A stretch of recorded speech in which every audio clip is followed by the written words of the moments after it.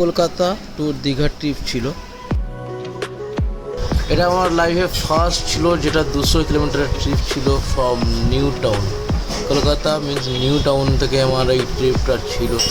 তো জাস্ট একটা অসাধারণ একটা এক্সপিরিয়েন্স তোমাদের কাছে শেয়ার করব। এটা আমি প্রথমে ভেবেছিলাম পারবো কি পারবো না, হবে কি হবে না, মানে বুঝতেই পারছিলাম না এই রাইডটাতে কীভাবে করব।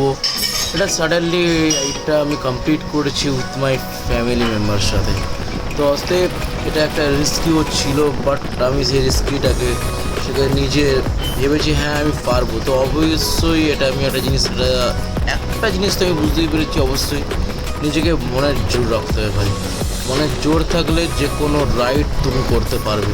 তো আমরা এখনও পর্যন্ত এই রাইডটা করার পর তবুও ভয় পাচ্ছি, বাট কিছু করার নেই, এটা মানুষ মাত্রই থাকবে। তো চলো আবার দেখা হচ্ছে আমার নেক্সট রাইডে।